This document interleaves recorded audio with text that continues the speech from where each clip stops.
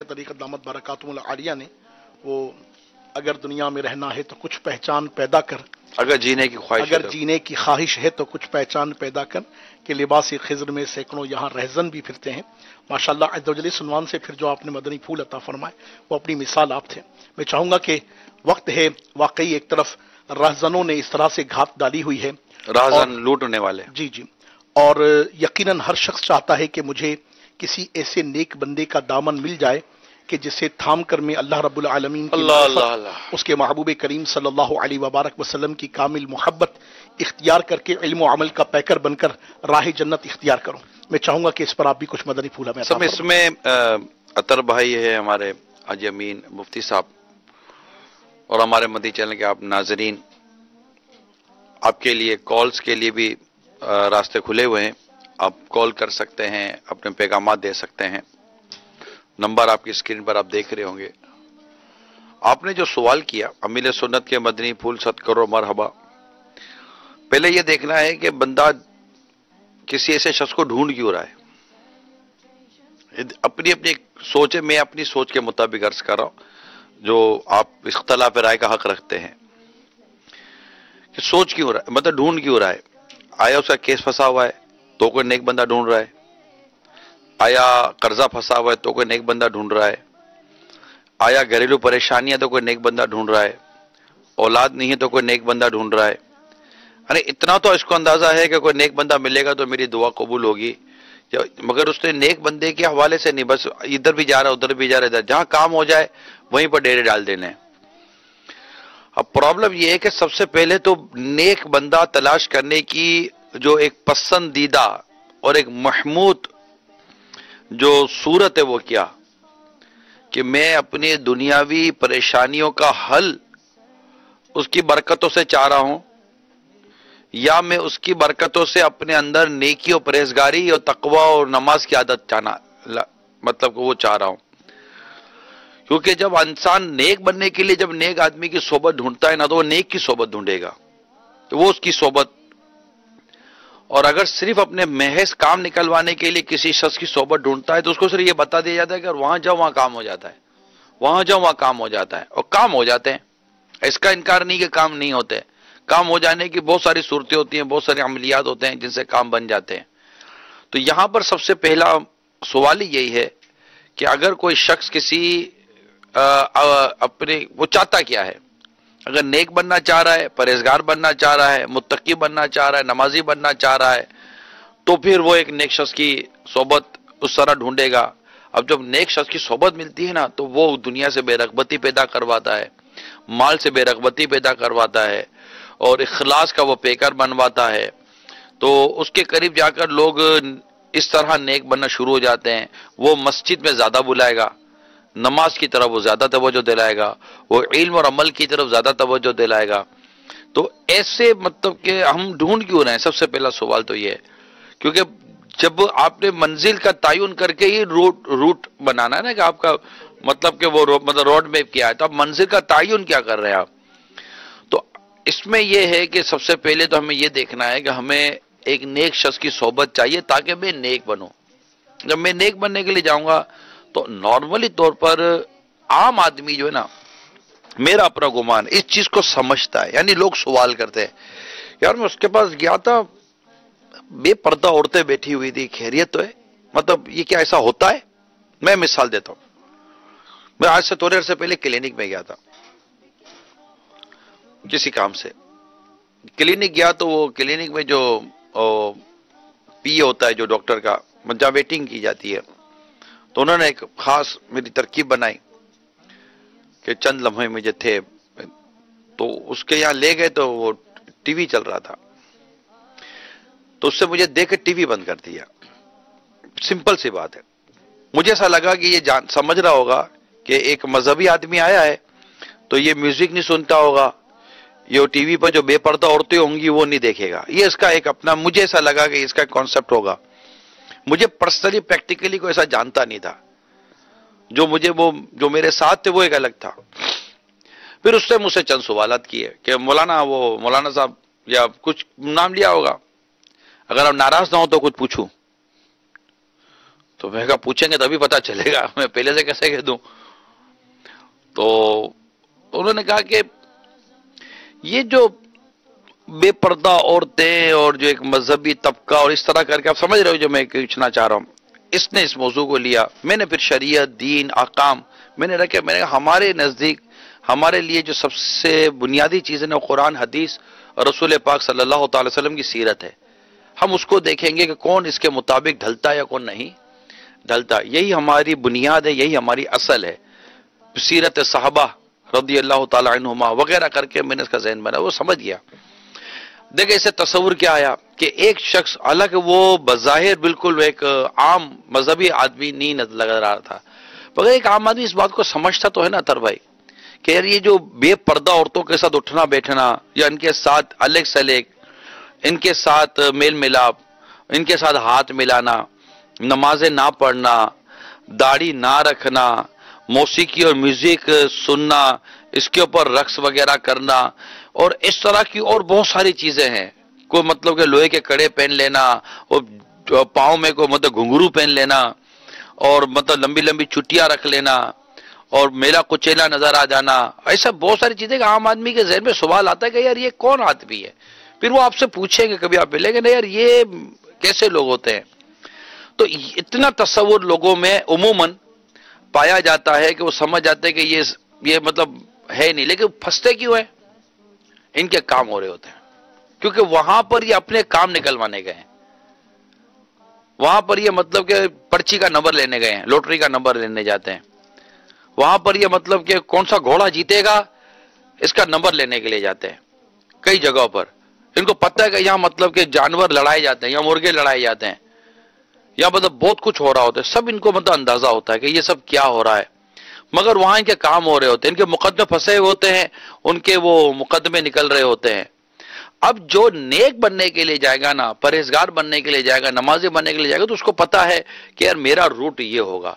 تو وہ جو اولیاء کرام کی نشانیاں، علامتیں، پہچانیں نا، یہ وہ ہیں کہ جسے دیکھ کر تجھے خدا یاد آ جائے. وہ بہت سمپل سی بات ہے.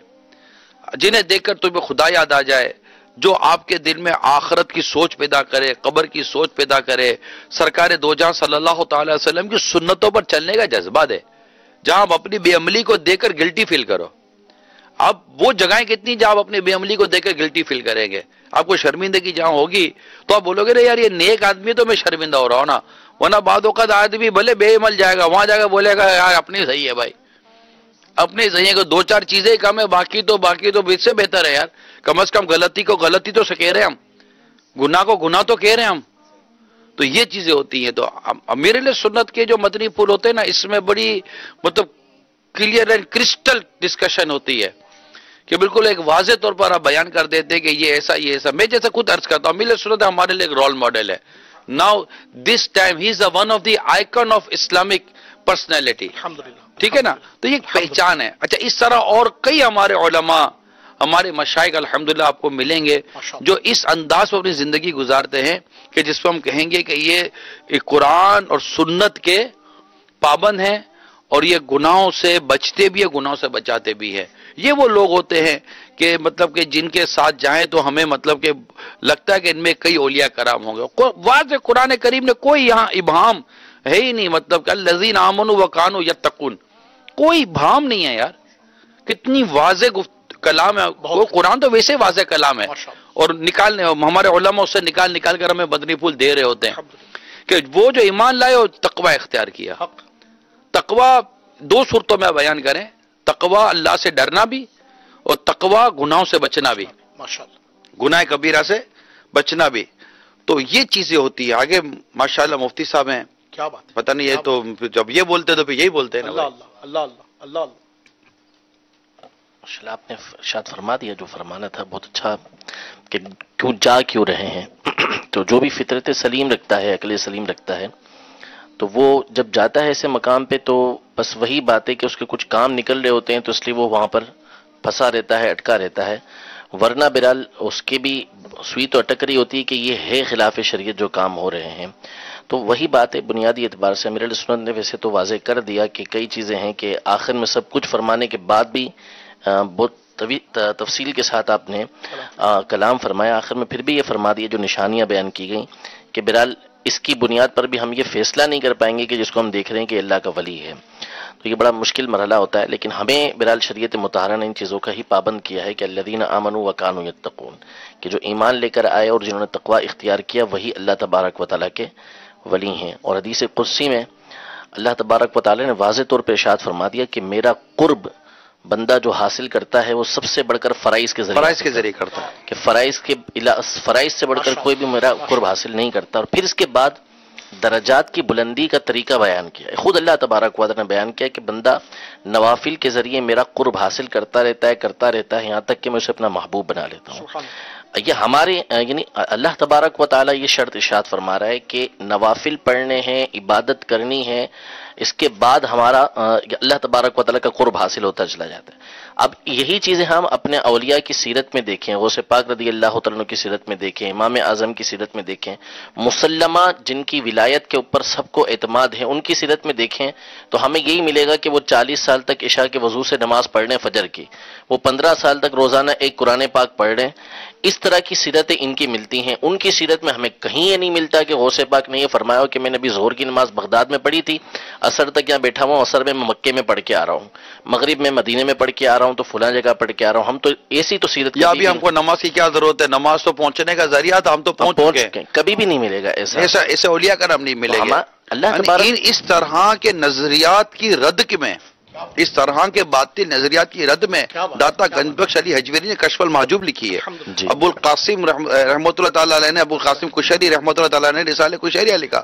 حضرت شہاب الدین سہروردی رحمۃ اللہ تعالیٰ علیہ نے عوارف المعارف لکھی، اور اس طرح کے کئی اولیاء، احیاء العلوم دیکھ لیں آپ، مطلب اس میں پورا ایک لکھا ہوا ہے کہ کس طرح یہ باطل نظریات کوئی تصوف کا اور مطلب کہ نیک لوگوں کا وہ راستہ بتایا گیا ہے، ماشاءاللہ۔ لیکن میں یہاں پر ایک سوال آپ سے کروں گا کہ فرائض کے ذریعے اور نوافل کے ذریعے یہ دو جیسے باتیں ہوئی، ٹھیک ہے، دونوں کی ایک اپنی اپنی وضاحت کی۔ ہم جب یہ بات کہتے ہیں، سنتے ہیں، تو سننے والے کا ذہن جاتا ہے فرائض سے مراد صرف نماز، فرض نماز ہے، اور نوافل سے نماز صرف نفل نماز ہے، یعنی جو فرض نماز پوری کر رہا ہے اور جو نفل نمازیں پڑھ رہا ہے۔ تو یہاں کیا فرائض سے مراد ایک مسلمان پر اس وقت تک اس کے حسب حال جتنے اعمال اس پر فرض ہیں وہ سارے فرض آ جائیں گے؟ بالکل ظاہر ہے کہ یہاں پہ یہ تو بات ہی نہیں کی گئی نا کہ بالصلوات الفرائض یا بالصلوات المفروضہ، کہ جو تم پر نمازیں فرض کی گئی ہیں ان کے ذریعے، مطلقاً مفترضت علیہ، علم میں علم کی طرف جو چیز جو فرض کی گئی ہے، وہ چاہے نماز ہو، چاہے زکوٰۃ ہو، چاہے روزہ ہو، چاہے وہ اخلاق کے اعتبار سے فرض ہو، رزق ہو گیا، والدین کی فرما برداری ہو گئی، اس طرح کی جتنی بھی چیزیں ہو گئی وہ تمام کی تمام اس کے اندر داخل ہیں۔ اور بعض حدیثوں کے اندر تو واضح طور پر یہ باتیں بھی ملتی ہیں کہ یہ چیزیں فرض کی گئی، نماز، روزہ، زکوٰۃ، تو ان میں سے اگر ایک چھوڑ دیا تو دوسرا فرض قبول نہیں ہوگا، دوسرا چھوڑ دیا تیسرا قبول نہیں ہوگا، تو یہ تو بالکل متصل ہے۔ مطلب ان فرائض کی ڈسکشن کی جائے گی، اور نوافل میں بھی پھر صرف نفل نماز نہیں ہوگا، جو ایک نفلی عبادات ہے ان کو ذکر کیا جائے گا نا۔ بالکل۔ تو اب یہ اسکیل ہمارے یہاں پر یہ ہے، شریعت کا معیار یہ ہے کہ نماز فرائض ادا کرنے ہیں، نوافل ادا کرنے ہیں، یعنی نفل کام کرنے ہیں، اچھے کام کرنے ہیں۔ اب یہ میں تو کہتا ہوں کسی بھی سیرت کی کتاب میں یا کسی بھی نبی کریم صلی اللہ علیہ وسلم کی کسی بھی حدیث میں یا اولیاء اللہ کی بیان کردہ کسی بھی کتاب میں نے یہ نہیں پڑھا کہ اگر 2 انگوٹھی پہن لیں تو اس کا ولایت کا مرتبہ کچھ بڑھ جاتا ہے، 3 کے اوپر اور بڑھ جاتا ہے، 10 کے اوپر وہ غوث قطب اقدال کے مرتبے پہ پہنچ جاتا ہے۔ ایسا کہیں پہ نہیں لکھا۔ مسجد آگے بڑھنا ہو تو ایک انگلی میں 2 پہننا شروع کر دے، 2 پہن لے، نہائے نہیں ایک ہفتے تک، اور وہ لمبے لمبے بال رکھ لے تو اس کے مرتبے بڑھ جاتے ہیں۔ یہ ہمارے یہاں ایک رواج بنا ہوا ہے جو جتنی زور سے، جیسے امیر علیہ سنت فرماتے ہیں ڈی کے نعرے لگاتے ہیں، تو جتنی زور سے جو ڈی کا نعرہ لگائے آسمان کو گھورے اس کا مرتبہ اتنا بڑھ جاتا ہے۔ حالانکہ یہ نہیں ہے، ہماری شریعت میں ہمارے اللہ عز و جل نے، ہمارے رسول کریم صلی اللہ علیہ وسلم نے جو معیار بیان کیے وہ تقوی اور پرہیزگاری کے بیان کیے ہیں۔ یہ تقوی اور پرہیزگاری، جیسے میں نے ابھی مفتی صاحب سے آپ کے سامنے چند ایک سوالات کیے، اور یہاں جو میں جس مدنی پھول کی طرف مفتی صاحب کی توجہ لانا چاہ رہا تھا وہ یہ ہے کہ بات ہو رہی ہے اولیاء کرام کی، ماشاءاللہ میلاد حال میں عاشقان رسول جمع ہونا شروع ہو گئے۔ اللہ تعالیٰ آپ کو سلامت رکھے، ماشاءاللہ آپ کا جذبہ بھی مدینہ مدینہ ہے، کیا جذبے والے اسلامی بھائی، ابھی مدنی مذاکرہ ختم ہوا فوراً لائن لگے، دوڑے اور آپ میلاد حال میں پہنچ گئے۔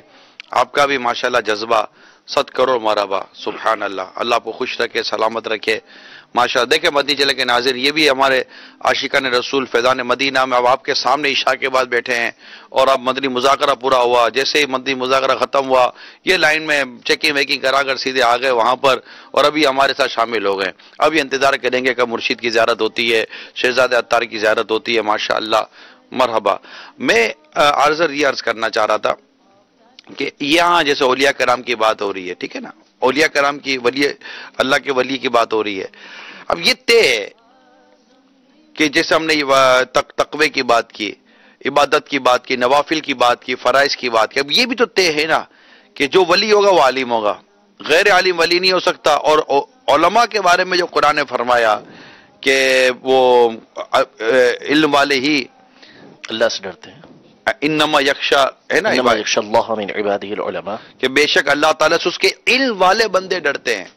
تو جو علماء ہوں گے، جو واقعی عالم اسلام عالم دین ہوگا، وہ اللہ سے ڈرنے والا ہوگا نا حضور۔ لازمی حضرت حسن بصری کا فرمان ہی ہے کہ فقیہ ہوتا ہی وہ ہے کہ جو اللہ تبارک اللہ سے ڈرے، ڈرنے والا ہو۔ اور امام شافعی نے فرمایا کہ مت اتخذ اللہ ولیا جاہلا، اللہ نے کبھی کسی جاہل کو اپنا ولی نہیں بنایا۔ نہیں، علم شرط ہے، علم ہوگا تو ہی اللہ تبارک و تعالیٰ کا ولی بنے گا، اس کے بغیر وہ اللہ کا ولی بن ہی نہیں سکتا۔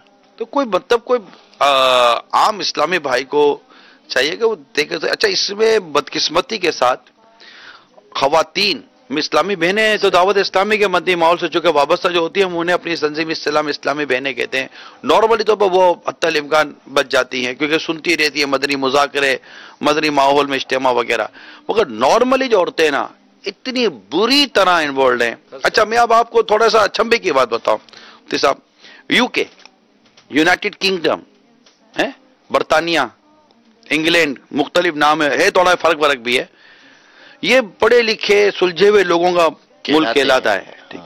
اچھا، میں خود پرسنلی میں جب وہاں گیا ہوں، اتنا مبتلا ہے وہاں کی عورتیں، یہ مطلب کہ وہ بلیک بابا، میں ان کو بلیک بابا بولتا ہوں نا، کالے بابا، اور وہ مطلب وہ باقاعدہ آفیسز کھول کر بیٹھے ہوئے ہیں، یہ جاتی ہیں اور ان کو مطلب پاؤنڈ کے پاؤنڈ دے کر آ جاتی ہیں یار، پاؤنڈ کے پاؤنڈ دے کر آ جاتی ہیں۔ میں اس کو وداؤٹ انویسٹمنٹ بزنس کہتا ہوں، لیپ ٹاپ فری مل جاتا ہے، تھوڑا بہت لیا۔ اب تو آج کل وہ توتے ووتے کا تو ٹائم رہا نہیں ہے، توتا کارڈ، اب یہ کمپیوٹر کا ٹائم رہا ہے نا، کہ وہ پہلے توتا کتے نظر تو آتا تھا، وہ بھی غلط ہی تھا، اب طوطا رکھنے والا بھی آسٹریلین طوطا رکھتا ہے۔ اب توتا مطلب بالکل آگے نکل گیا نا، یہ مطلب کہ سائنٹیفک دور آ گیا ہے۔ تو اب یہ وہاں جائیں گے، پھر بدقسمتی کے ساتھ یہ اپنے پورے گھر کا وہ پینڈورا باکس کھولتی ہیں، حتیٰ کہ یہ پھر ان کے گھروں تک پہنچ جاتے ہیں، پھر نکلتے نہیں ہیں، اور ایسا بلیک میل کر رہے ہوتے ہیں۔ پھر معاذ اللہ بعض ایسے مطلب کہ گندی طبیعت کے لوگ ہوتے ہیں کہ نہ پھر عورتوں کی نہ عصمت باقی رہتی ہے، نہ عزت باقی رہتی ہے، بلیک میل الگ کر رہے ہوتے ہیں، ریکارڈنگ الگ ہو رہی ہوتی ہے۔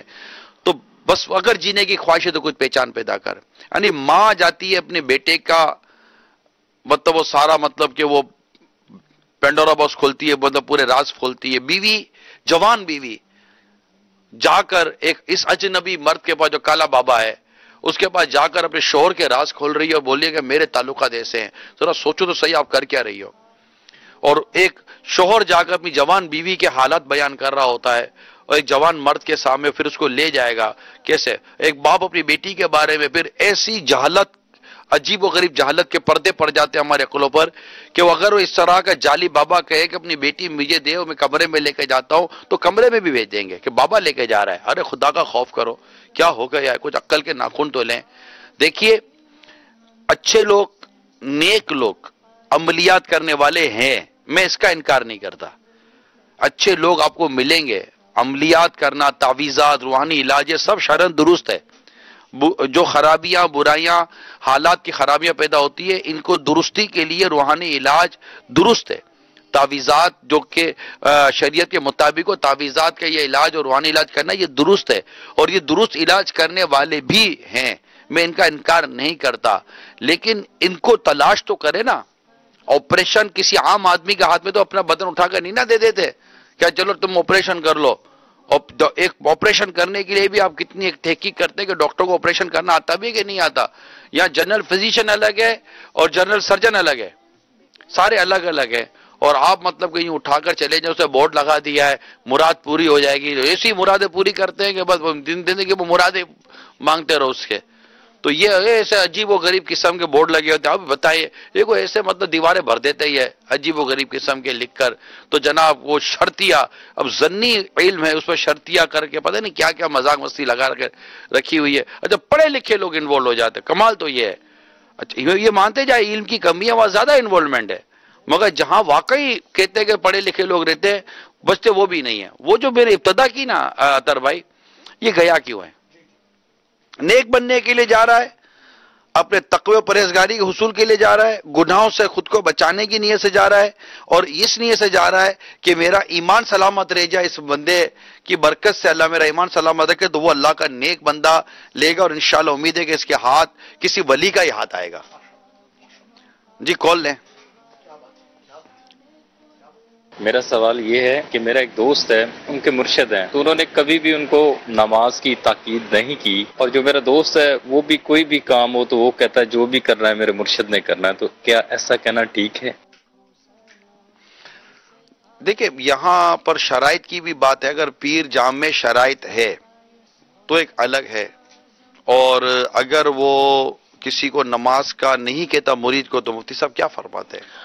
اصل میں دیکھیں ایک تو جامع شرائط کی بات ہے کہ 4 شرطیں اس میں پائی جائیں، لیکن مرشد کا مطلب ہوتا ہے رشد و ہدایت کرنے والا، ہدایت دینے والا، رہنمائی کرنے والا. تو جیسا کہ ابتدا میں آپ نے خود فرمایا کہ وہ گیا کیوں ہے، تو بھائی آپ اپنے پیر کے پاس جا رہے ہیں تو کس لیے جا رہے ہیں؟ اگر تو آپ دنیاوی اعتبار سے جا رہے ہیں تو پھر تو ظاہر سی بات ہے، دنیاوی اعتبار سے بھی آج کل تو ہم یہ باتیں سنتے ہیں کہ اس کو سیاسی جماعتوں کا بھی سنتے ہیں کہ وہ بھی اپنے بڑوں کو جو ہے وہ پیر بولنا شروع کر دیتے ہیں.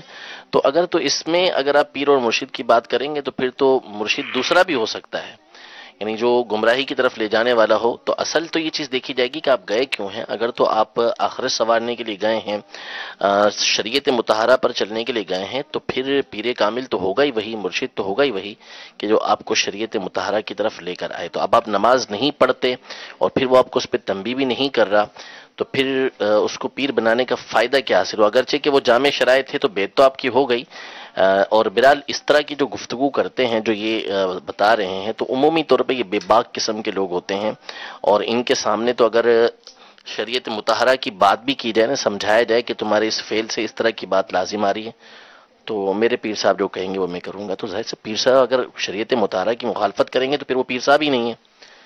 وہ صحیح ہے. جی ان کی پیروی کیسے کی جائے گی؟ جی حاج امین آپ کچھ فرمائیں گے؟ میں ظاہر یہ بات تو ماشاءاللہ ایک بڑی طویل ڈسکس ہو گئی. میں یہ چاہ رہا تھا کہ چونکہ ایک بہت بڑا طبقہ اس وقت وہ ہوتا ہے جو دعوت اسلامی کے مدنی ماحول سے یوں ریلیٹڈ ہو جاتا ہے، اب جو وابستہ ہو گئے تو اب ایک سوال اسی میں کنٹینیو تھا کہ فیض پانا ہے، تو اب اس کے ذرائع کیا؟ تو الحمدللہ ہم دیکھتے ہیں کہ امیر علیہ سنت مدنی مذاکروں میں تو اپنی انداز سے تربیت فرماتے ہی ہیں.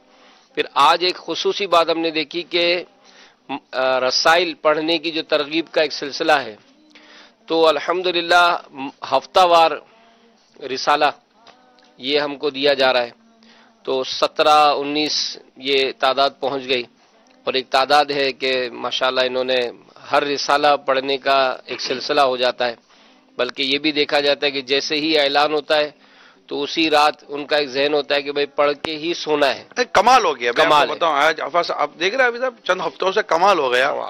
یہ اللہ تعالیٰ ان سب کو برکتیں دے جو اس مدنی تحریک کا حصہ بنے ہیں، کہ کمال ہو گیا کہ واقعی ایسا لگتا تھا کہ کچھ پڑھنا آسان کر دیا ہے. ماشاءاللہ نہیں، کچھ پڑھنا آسان کر دیا. ایک تو دعا نے بڑا ایک وہ ترغیب دی ہے موٹیویشن ہے کہ ماشاءاللہ. یار یہ دعا مل جائے. اب دیکھیں نا زبردست. دعا مل جائے. اب یہ دعائیں کیا دے رہے ہیں، یہ ان کی دعائیں اگر آپ اب تک یہ 17-18 جو بھی ہمارے جو ترکیب بنے، آپ ان کی دعائیں پڑھیں. کیا بات ہے. ان کی دعائیں، ان کی دعا میں اگر دیکھتا ہوں نا تو مجھے اس دعا کا فیضان نظر آتا ہے. ربنا آتنا فی الدنیا حسنہ وفی الآخرۃ حسنہ وقنا عذاب النار. یہ جو قرآن کی دعا ہے نا، اس دعا کا جو فیضان امیر رسول کے دعا میں ملتا ہے، اسے دنیا اور آخرت کی بہتری کی یہ دعائیں دے رہے ہوتے ہیں کہ بندہ ویسے ہی تھوڑا سا، ایک تو عقیدت ہماری ماشاءاللہ غالب، اور ایک ہمارا یہ بالکل ایک وہ کہتے ہیں اعتقاد اتنا مضبوط ہے کہ اللہ کے کرم سے یہ مستجاب و دعوات ہے، ان کی دعا قبول ہوتی ہے. اور میرا ذاتی تجربہ ہے کہ یہ اگر کچھ فرما دیتے نا کہ ایسا ہوگا تو میں بھی رک جاتا. کبھی مجھے فرماتے ہیں نا یہ کہا ہے میری تو یہ سمجھ میں آتا ہے. میں کہا جو آپ کی سمجھ میں آتا ہے نا یہ سمجھنا چاہیے, باقی ہونا یہ ہو ہی جاتا ہے, ہم نے تو یہی دیکھا ہے. نہیں میرا مشورہ ہے. میں کہا بھائی یہ مشورہ جو نا بھائی یہی ہوتا ہے بھائی جو آپ کہتے ہو. نہ آئی ناڑی گنو کہیں گے بھی ناڑی گنو میں ناڑو میں تڑے تو چوتھا گانے جو چوتھا نوچ کرا ہوا ہے. تو یہ بہت پریکٹیکل چیز میں نے دیکھی. اچھا میں خود اپنی پرسنل لائف میں خود میری ذات پر میں نے کئی چیزیں دیکھی ہوئی ہیں کہ یہ ماشاءاللہ اللہ کی کروڑوں رحمت ہے کہ میں نے کتابوں میں پڑھا تو ہے لیکن میں نے کئی مرتبہ میں کہہ سکتا ہوں یہ دیکھا ہے کہ ان کی زبان سے نکلتا ہے نا وہ ہوتا ہے. یہ کئی دفعہ یہ مشاہدے کی باتیں ہیں, تجربے کی بات ہے, میرے اعتقاد کی بات ہے. اور اگر میں اعتقاد پیر سے نہیں رکھوں گا تو میں کس سے رکھوں گا؟ کسی اور سے بھی کا مرید اس طرح اعتقاد رکھے گا یار. اور پیر جب جامع شرائط ہو ماشاءاللہ, پھر جامع شرائط کے ساتھ ساتھ جامع خصوصیات ہو, میں کہتا ہوں یعنی پیر کی شرطیں الگ ہے, جس پر پیر تو بنا لوگے لیکن خصوصیات تو پھر خصوصیات ہوتی ہے نا, کسی میں 4 کسی میں 6 کسی میں کتنی. تو یہ جامع خصوصیات بھی ہیں اللہ تعالیٰ کی کروڑ رحمت سے. کیا بات. تو یوں مطلب ایسا لگتا ہے کہ یہ کہہ دیتے نا کہ یوں جیسے بات ہوگا جیسے آپ نے بولے نا کہ کیا کر رہے کر لیں مدینہ, یہ جو آپ نے دیکھ مدینہ مدینہ مدینہ مدینہ, جب جتنی بار مدینہ مدینہ کرتے نا یوں ہم نے بولے اتنی جلدی اچھی طریقے سے ہو جائے گا. الحمدللہ. تو یوں مطلب کہ آتا ہے کہ جب وہ دل و دماغ کے اندر بات بالکل جب سماتی ہے نا تو بڑا خوبصورت ہے کہ مطلب کہ وہ رضا کا انداز نکلتا ہے.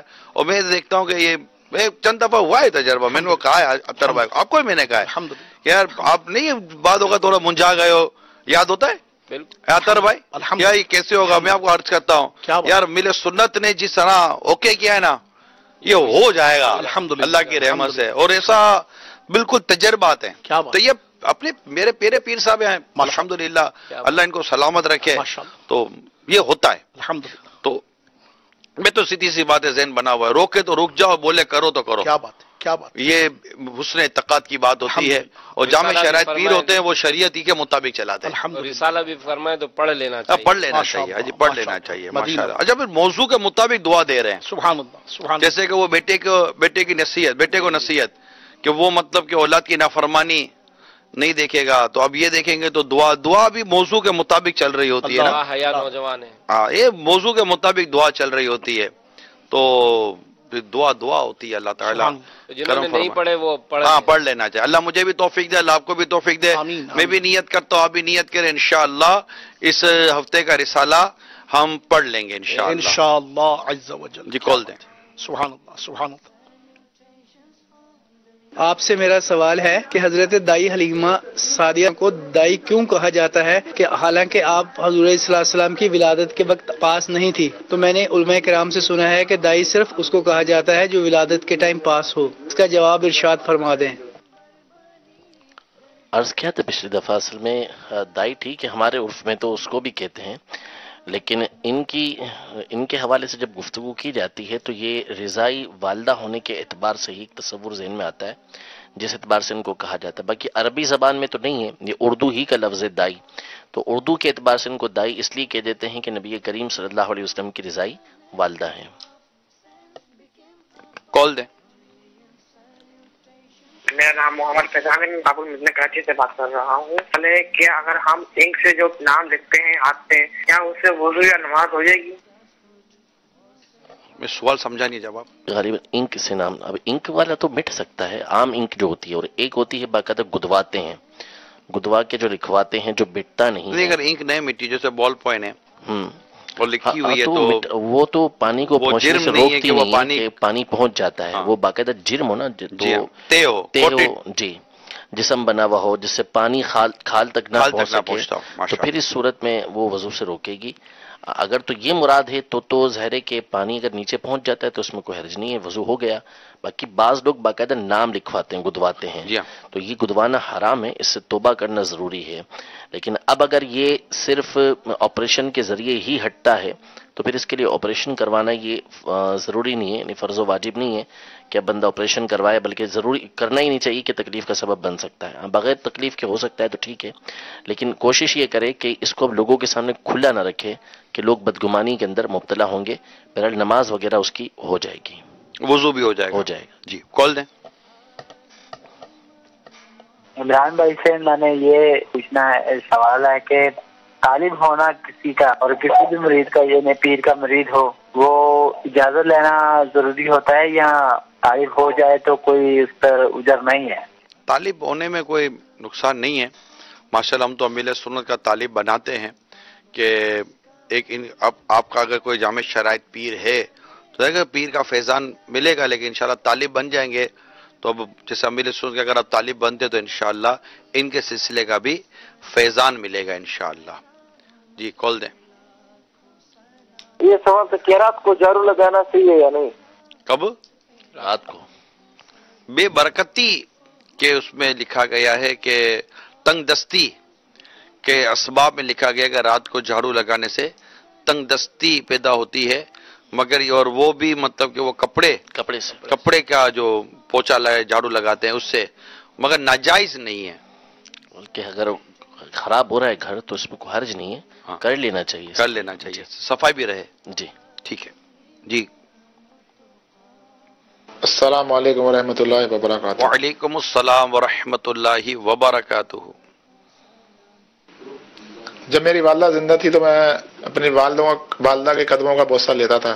ارشاد فرمائے کہ ابھی میں اپنی والدہ کے جوتوں کا بوسہ لیتا ہوں، کیا یہ درست ہے؟ اور مجھے وہی اجر ملے گا جو والدہ کے قدم چومنے کو ملتا ہے؟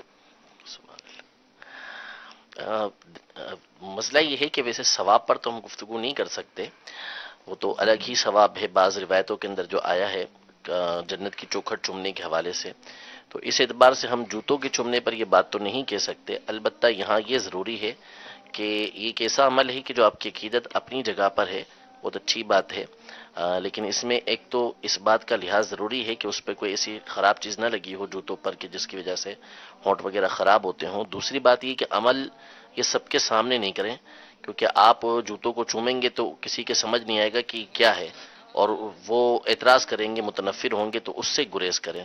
تنہائی میں چوم لیے تو اس میں کوئی حرج نہیں ہے۔ جی حاجی امین، یہ میاں بیوی نیک میاں بیوی جنت میں گئے تو ساتھ رہیں گے، تو یہ مسکرا کیوں رہے نہیں تو اچھی بشارت ہے۔ تو مدنی چینل کے آپ ناظرین مسکرا کیوں رہے ہیں؟ مسکرانا چاہیے، اچھی بات کرتے تو ویسے ہی مسکراتے، ٹھیک ہے، بات کرتے ہوئے مسکرانا نہیں چاہیے۔ تو نیک میاں بیوی جو ہے وہ جنت میں گئے تو جنت میں ساتھ رہیں گے انشاءاللہ۔ تو اس فضیلت کو پائیں تو کیسے رہیں، کیسے ایمان کی سلامتی بھی ایک مقدر بنے اور گھر کا ماحول بھی ایسا رہے۔ ماشاءاللہ مفتی صاحب سے اصل تو جو سوال ہوا تھا وہ یہ ہوا تھا کہ اولاد جو ہے وہ جنت میں والدین کو دیکھے گی یا نہیں دیکھے گی، تو اس پر جواب یہ دیا تھا کہ الحقنا بہم ذریتہم، کہ جو نیک لوگ ہوں گے اور ایمان والے ہوں گے تو ان کی اولاد جو ان کی پیروی کرے گی تو ان کی اولاد کو ہم ان کے ساتھ ملا دیں گے۔ یعنی اس میں یہ بشارت ہے کہ اگر والدین کے یا اولاد کے اعمال کم درجے کے بھی ہوں گے، ایمان کے ساتھ جنت میں داخل ہو گئے تو اللہ تبارک و تعالی نیچے والوں کو اوپر والوں کے ساتھ ملا دے گا۔ تو اس پر امیر علیہ سنت نے مدنی پھول دیتے ہوئے یہ ساتھ میں یہ بھی ارشاد فرمایا تھا کہ جو میاں بیوی ہوں گے وہ بھی جو دنیا میں جنت میں داخل ہوں گے تو ساتھ رہیں گے۔ تو اس حوالے سے بہت ساری گفتگو تو کی جا سکتی ہے۔ نمبر ایک کہ دنیا کے اندر بھی ایک دوسرے کے ساتھ اخلاق اچھے ہونے چاہیے تاکہ جنت کے اندر بھی جو ہے وہ ساتھ رہیں۔ جی فرمائیں۔ جی سیدنا ابو درداء رضی اللہ تعالی عنہ والا انہوں نے بھی وصیت کی تھی ام درداء رضی اللہ تعالی عنہ کو۔ لیکن ہمارے یہاں ایک بڑی جو مصیبت ہے نا، وہ ایک استہزاء، مذاق اور علم دین سے دوری کی وجہ سے ایسی گفتگو کی جاتی ہے کہ نعوذ باللہ من ذالک، جس کو بندہ ایمان سے بعض اوقات خارج ہو جاتا ہے۔ یعنی یہ روایتوں کے اندر موجود ہے، حدیثوں میں موجود ہے کہ جو جنتی عورتیں ہوں گی، یعنی جو دنیا سے جنت کے اندر گئی ہیں، وہ حوروں سے زیادہ خوبصورت ہوں گی۔ اور بعض روایتوں کے اندر جو زیادت کے الفاظ ہیں کہ زیادہ دیں گے ہم، تو یہ زیادہ سے مراد دنیاوی بیوی ہے جو دی جائے گی جنت کے اندر۔ تو اب بعض ایسے بے باک قسم کے ہوتے ہیں کہ یار جنت میں بھی اگر بیوی ملنی ہے تو پھر کیا فائدہ، نعوذ باللہ من ذالک۔ اور بعض تو ایسے کہ حوروں کے حوالے سے بھی اس طرح کی بات کہہ دیتے ہیں یار وہ بھی بیوی بننی ہے تو پھر ہم کیا کریں اس کا، نعوذ باللہ من ذالک۔ تو یہ بعض تو کفریہ بنتی ہیں باتیں۔ تو اس طرح کا استہزاء کرنے سے پہلے سوچ لیا کریں کہ بول کیا رہے ہیں اور یہ آپ کے ایمان کے خاتمے کا سبب نہ بن جائے۔ تو یہ تو بڑی پر لطف باتیں ہیں اور اللہ تبارک و تعالیٰ کی نعمتیں ہیں کہ ان چیزوں اللہ تبارک و تعالیٰ نے ان کو دنیا میں تو جو معاملات تھے وہ تو الگ ہیں، آخرت کے اندر تو ہر ایک ہی دل کے ساتھ جنت میں داخل ہوگا، سب کا دل برابر ہوگا، کسی کے دل کے اندر کسی کا کوئی بغض و کینہ نہیں ہوگا، میاں بیوی کے اندر بہت زیادہ محبت اللہ تبارک و تعالیٰ پیدا فرمائے گا۔ تو اس طرح دنیا کے اندر بھی ہمیں یہ دعا کرنی چاہیے اللہ تبارک و تعالیٰ کی ہمیں جنت میں ساتھ ملا، ہمیں جنت میں ساتھ نصیب فرمائے۔ اتنا اس میں یہ ہوتا ہے مفتی صاحب کے جیسے کہ وہ ہے نا کہ جس عورت کے کئی شوہر ہوں گے جی، اور جب اسے جنت میں جانے کا جب مزدہ ملے گا اور جب اس کے شوہر کا انتخاب اس کے سپرد کیا جائے گا تو ان میں سے وہ اس شوہر کا انتخاب کرے گی، یعنی ایک کو طلاق ہو گئی پھر اس کا دوسرا شوہر ہے، یہی نا کہ بیوہ انتقال ایک کا ایک شوہر کا انتقال ہوتا ہے دوسری شادی کر لی، اس کا انتقال ہو میں ساتھ تیسری شادی کر لی، اب ایک عورت کے 3 شوہر ہوئے، مثال دی ہے، میں مثال دے رہا ہوں، تو اگر اس کو جنت میں شوہر کے انتخاب کا اگر موقع دیا جائے گا تو یہ اس شوہر کا انتخاب کرے گی جو زیادہ با اخلاق تھا، اس کے ساتھ اچھا سلوک، اس کے ساتھ اچھا سلوک کر رہا تھا۔ اور جب عورت دنیا میں اپنے نیک شوہر کو تکلیف دے رہی ہوتی ہے تو جنت کی حوریں اسے اس طرح کی پکار روایت میں آتی ہے کہ اس کو کیوں تکلیف دے رہی ہے جو عنقریب ہم سے ملنے والا ہے، اس طرح کے مضامین کتابوں میں لکھے ہیں۔ لیکن شاید ابو درداء رضی اللہ عنہ کی مثال آپ نے دی کہ ان کی زوجہ کو حضرت امیر معاویہ پیغام دیا تھا، پیغام دیا تھا، یعنی کہ وہ چاہتی یہ تھی کہ میں مرنے کے بعد بھی آپ کی زوجہ جنت میں آپ کی زوجہ رہوں، تو انہوں نے پھر ارشاد فرما دیا کہ پھر میرے بعد شادی مت کرنا۔ حالانکہ یہ جو آپ بات کریں نا حضور، آپ اگر سیدنا ابو درداء رضی اللہ تعالیٰ عنہ کی سیرت کو اگر ہم پڑھتے ہیں آج تو فقراء زہد والی سیرت تھی، یعنی سید عمر فاروق رضی اللہ تعالیٰ عنہ جب اپنی دور خلافت میں آپ نے جب دورہ فرمایا اور جب ان کے پاس آپ تشریف لے گئے نا اور ان کے گھر کے حالات دیکھے تو کچھ اس طرح کا جملہ ارشاد فرما ابو درداء تم نہ بدلے، تم نہ بدلے، میں نے مطلب ان کے لیے جو جملہ کا میں وہ عرض کر دیتا ہوں، ابو درداء تم نہ بدلے، دنیا تمہیں بدل نہ سکی، ہاں دنیا تمہیں بدل نہ سکی۔ تو اتنا زہد و تقوی، اچھا یہ تاجر تھے، جب یہ ایمان لائے تو انہوں نے جب اپنے دیگر صحابہ کو دیکھا کہ جو علم میں اور عمل میں آگے چلے گئے تو خود انہوں نے فرمایا کہ میں نے کوشش کی عبادت و تجارت کو ملانے کی، میں نہ ملا سکا تو میں نے تجارت کو الگ کر دیا، تجارت کو چھوڑ دیا اور عبادت کی طرف چلا گیا۔ یہ عابد و زاہد جو جن کا طبقہ لیا جاتا ہے نا، تو ہر صحابی ماشاءاللہ عابد و زاہد ہم ان کہیں گے، لیکن ان کا اپنی سیرت ہے، ایسی سیرت جو میں نے ابھی یہ جو بیان کیا نا، یہ اس کی ایک وجہ ہے کہ ایسی سیرت جس میں زہد اور جیسے کہ اس طرح کی زندگی ہو، اس میں زوجہ یہ کہے، یہ سیدتنا ام درداء رضی اللہ عنہ کی سیرت کا کمال ہے کہ اس میں زوجہ یہ کہے کہ میری تمنا یہ ہے کہ میں جنت میں بھی آپ کی زوجہ رہنا چاہتی ہوں، تو اس غربت یعنی جو انہوں نے جو اپنے لیے اختیار کی، جو زہد اختیار، اس میں ان کے اخلاق کیسے ہوں گے اور اس کیفیت میں یہ اپنے شوہر کے ساتھ راضی کیسے ہوں گی، اور انہوں نے اپنے اس مطلب کہ زوجہ کو کتنا راضی رکھا ہوگا اور کیسا عبادت اور ریاضت والا ان کا ایک ذہن بنا ہوا ہوگا کہ یہ چیز ہے۔ پھر امیر معاویہ پھر یہ کہ ہے نا کہ تو میرے بعد نکاح مت کرنا، تو یہ بھی میں کہتا خبر ہے، تو حضرت امیر معاویہ رضی اللہ تعالیٰ عنہ کا پیغام آیا، مگر اس نے نکاح نہ کیا کہ میں ان کی زوجیت میں جنت میں رہنا چاہتی ہوں۔ تو میں مفتی صاحب کی موجودگی میں تھوڑا یوں بولنے میں تھوڑا سا ہوسا ہوتا ہے کہ کہیں اللہ نہ کرے غلطی ہو جائے گی تو ہاتھوں ہاتھ اصلاح بھی ہو جائے گی، کہ اپنے کردار کو ایسا بنائے، اپنے گھر میں اپنے کردار کو ایسا بنائے، شکل صورت یا جو مطلب کہ جو بہتر سے بہتر ہو کر ہمیں ملے، لیکن ایک دنیا میں ایسا جینا تو ہونا کہ بیوی تمنا کرے کہ میں جنت میں آپ کے ساتھ رہنا چاہتی ہوں، اور شوہر یہ تمنا کرے کہ کاش کہ میری جنت میں تم میری بیوی بن کے مجھ سے ملو۔ اب دنیا میں ہم ایک دوسرے کو اتنا تنگ کرتے ہیں، اتنا بیزار کر دیتے ہیں کہ پھر وہ عجیب و غریب کیفیت ہو جاتی ہے۔ پھر اس میں استہزاء اپنی جگہ پر ہے، جس کو مفتی صاحب نے بڑے واضح لفظوں میں کہہ دیا کہ مذاق اڑانا جنت کا اور مطلب کہ حوروں کا وغیرہ اور نکاح اور جو زوجائیں ملیں گی، اس کا یہ مطلب تو یقیناً اس کا بہت خوبصورت کلام کیا، لیکن ایسا کردار پیش کرے پلیز، اور ایک کردار جو ہے نا یہ تحکمانہ انداز سے نہیں آتا، یعنی آپ آرڈر چلا کر اپنا کردار نہیں بنا سکتے. آپ کا کردار بنے گا سرکار دو جہاں صلی اللہ تعالی وسلم کی سیرت پر عمل کر کے کہ کیا آپ نے اپنے گھر میں گھر کے جو کام کاج ہیں کیا اس میں کبھی حصہ لیا ہے؟ کبھی حصہ لیتے ہیں آپ تو جا کر بس وہ موزے ادھر پھینکے، جوتے ادھر پھینکے، تو فلاں چیز ادھر پھینکی، تو فائل ادھر پھینکی، اور پھر صبح چاہیے بھی ساری اپنی اپنی جگہوں پر، اور نہ ملے میری چیزیں کہاں رکھ دیتی ہو؟ یار آپ بھی تو کبھی اپنی چیزیں سنبھال کر رکھ لیا کرو. کبھی آپ نے اپنی بیوی کا دوپٹہ رکھا ہے کہیں اٹھا کر؟ کیا اس کی کوئی ایسی چیز اٹھا کر رکھی ہے آپ نے؟ یعنی یہ سارے کام اسی کے ہیں کہ بس آپ اگر موزے اپنی جگہ پر رکھے، جوتے اپنی چپل اتارنے کی جگہ پر اگر آپ اتارتے ہیں اور کپڑے خود ہی اپنے مطلب کے سمیٹ لیتے ہیں تو حرج کیا ہے؟ خود 2 برتن اٹھا کر آپ بھی رکھ لیتے ہیں، 2 برتن کھانے کے بعد آپ بھی اگر اٹھا لیتے ہیں تو حرج کیا ہے؟ صاف صفائی میں اگر آپ حصہ ملا دیتے تو حرج کیا ہے؟ جبکہ اس میں اور کوئی وہ لڑائی جھگڑا نہ ہوتا ہو. اگر خود 1-2 پلیٹیں آپ ہی اگر بیسن پر کھڑے ہو کر دھو لیں گے سنک پر تو اس میں حرج کیا ہے؟ اگر بچوں کو کچھ آپ تھوڑی دیر کے لیے سنبھال لو گے اور وہ تھوڑی دیر اس کو آپ ریسٹ دے دو گے یا آرام دے دو گے تو اس میں حرج کیا ہے؟ حرج کیا ہے اس کے اندر؟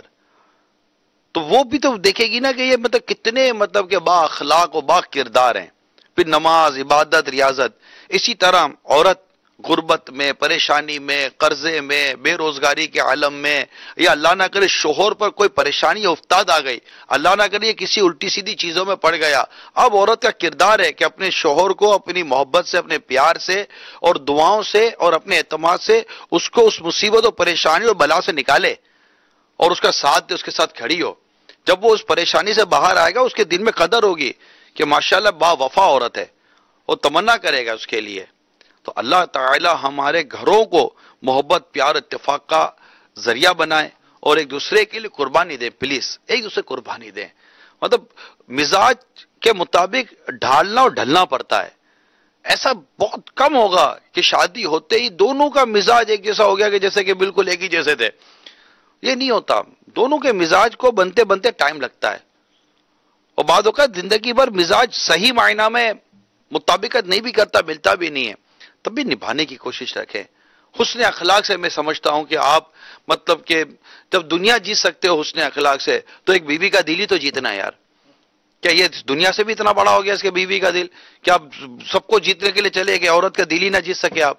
یا وہ مطلب کہ وہ اتنی مطلب کہ بڑی بڑی باتیں کرتی اپنے شوہر کا اعتماد ہی نہ جیت سکی، اس کی محبت ہی کو نہ جیت سکی؟ تو یہ تو سمجھے کہ ایک طرح سے ایک مدنی مقابلہ ہے.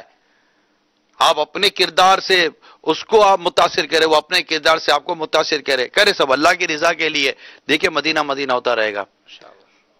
جی مدینہ مدینہ. جی کال دیں. صحیح ہے.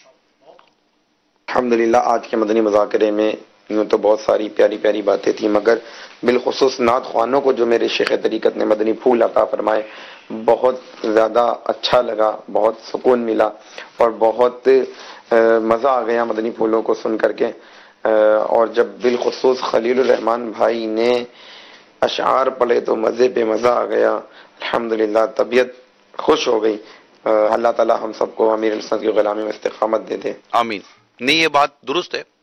امیر سنت نے، میں سمجھتا ہوں کہ شاید لاکھوں لاکھ عاشقان نے، وہ عاشقان رسول جو ناز شریف دیکھتے اور سنتے ہیں، ان کی ترجمانی کی ہے. اور چونکہ ایک تعداد ہے جو امیر سنت سے نعت خوانوں کی بہت محبت کرتی ہے، آپ سے عقیدت رکھتی ہے، بلکہ کئی ایسے جو آپ سے طریقت میں وابستہ ہیں، تو ان کے لیے یہ مدنی پھول کسی نعمت سے کم نہیں ہے.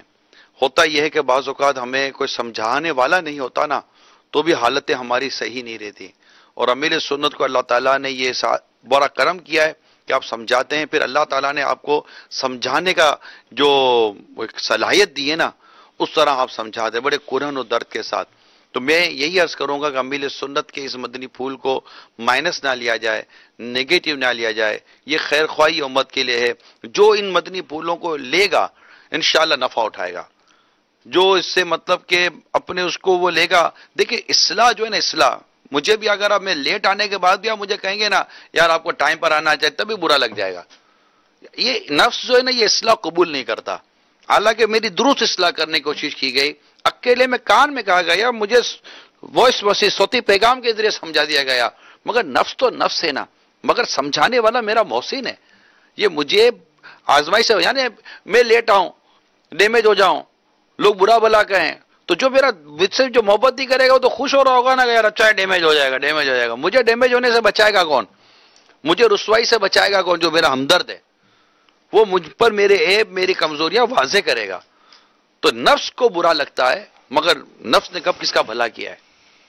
تو امیر سنت کے یہ مدنی پھول میں سمجھتا ہوں کہ وہ پہلے بھی آپ نے چند مرتبہ یہ مدنی پھول عطا فرمائے، ایک بار پھر بہت عرصے کے بعد آپ نے اس عنوان پر بڑا مثبت اور بہت ہی موقع کی مناسبت سے کلام فرمایا اور بہت قیمتی مدنی پھول دیے ہیں. اللہ کرم کرے اور اسے آپس میں ہم کریں گے یار، امیر سنت کے فرمان کے مطابق ہم اپنے انداز کو ڈھالیں گے ماشاءاللہ. اللہ توفیق عطا کرے. آمین. اجی امین. بہت رشک آیا دو اسلامی بھائیوں پر نا، بالکل. انہوں نے جو ماشاءاللہ اپنا ایک انداز بتایا کہ امیر اہل سنت نے جب کہا کہ فیضان نماز کورس کر لیں گے تو ملاقات ہو جائے گی، تو ہاتھوں ہاتھ انہوں نے پیش کر دیا. اور ایک اور اسلام بھائی نے جب حاجی عبدالحبیب بھائی کی والدہ کے انتقال کی خبر سنی اور یہ سنا کہ باپا پڑھائیں گے نماز جنازہ، تو ٹرین میں بیٹھ گیا، وہ جگہ ہی نہیں ملی، کہا کہ میں کھڑے کھڑے جو ہے نا پنجاب سے یہاں پہنچا ہوں. تو یہ واقعی وہ ہے نا، کوئی آیا پا کے چلا گیا، کوئی عمر بھر بھی نہ پا سکا. میرے مولا تجھ سے گلا نہیں، یہ تو اپنا اپنا نصیب ہے. تو یہ بڑے کرم کے ہیں فیصلے، بڑے نصیب کی بات ہے کہ انسان جو ہے نا وہ کمال ایسا سودا کر لے. تو کئی ایسے ماشاءاللہ دیکھا ہے، یعنی کر جاتے ہیں نا آجی، کر جاتے ہیں بعض ایسے واقعی ذہن و قلب پر نقوش چھوڑ دیتے ہیں یار. ایک بڑا عجیب واقعہ ہوا تھا فیضان مدینہ میں. جن دنوں باپا عید پہ ملاقات ہوتی تھی، تو عید ملنے آئے تھے امیر اہل سنت سے. تو وہ ایک ہی لباس تھا ان کا، جو بعد میں مجھے کسی نے بتایا تھا. تو امیر اہل سنت سے جب عید ملنے آئے تو دعوت دی باپا نے کہ جب آئیں تو 3 دن مدنی قافلے میں گزار کے چلے جائیں. تو ان کا لبیک، ہاتھوں ہاتھ مدنی قافلے میں شامل ہو گئے.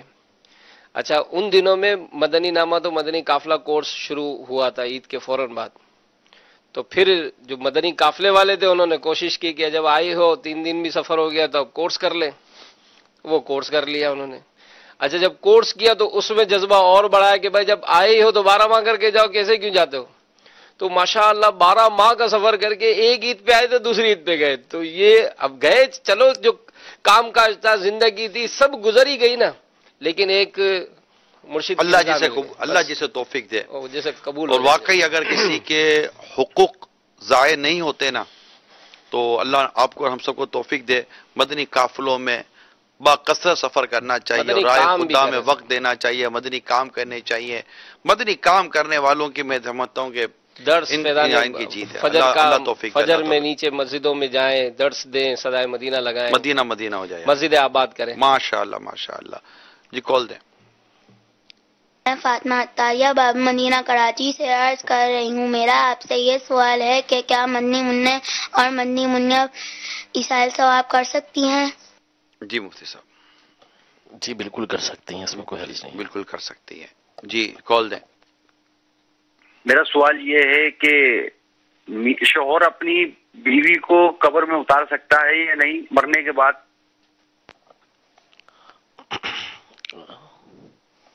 اگر جسم پہ ہاتھ نہیں لگتے تو کوئی حرج تو نہیں اتارنے میں، اتار تو سکتا ہے، لیکن اس کے محارم اتاریں تو بہتر ہے. یعنی شوہر ویسے بیوی کو چھو سکتا ہے بلا، جبکہ کوئی نہ کوئی درمیان میں حائل موجود ہو، یعنی ڈائریکٹ اس کی جسم کو اس کا ہاتھ نہ لگے، کپڑے کے ساتھ ہاتھ لگ رہا ہے تو یہ جائز ہے. جلد نہ ٹکنا. جی تو یہ جائز ہے اس کا چھونا، لیکن اس میں مشکل پیش آ جائے گی. تو بہتر یہ ہے کہ جو صالحین قریب کے ہیں، نیک لوگ ہیں، محارم اس کے جو ہیں، وہ اس کو قبر کے اندر اتاریں. کال دیں.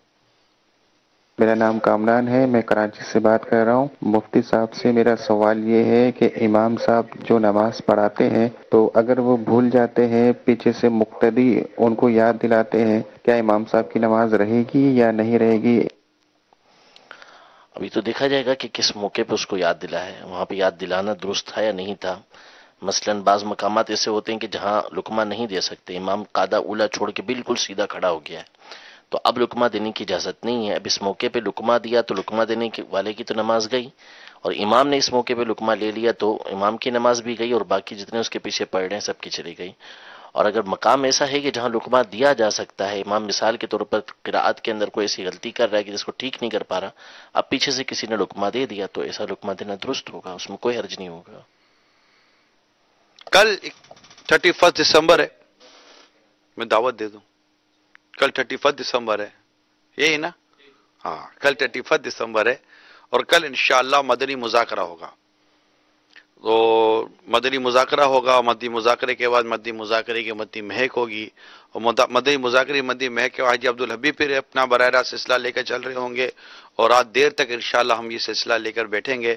اور اس کی ایک ظاہر بنیادی وجہ یہ ہے کہ کل کی رات ہم عاشقان رسول کو، دیگر اسلامی بھائیوں کو گناہوں سے بچانے کا ذہن رکھتے ہیں. تو مہربانی کر کے کل فیضان مدینہ میں مدنی چینل میں دعوت اسلامی کے جتنے عوام سے شرکت کیجئے.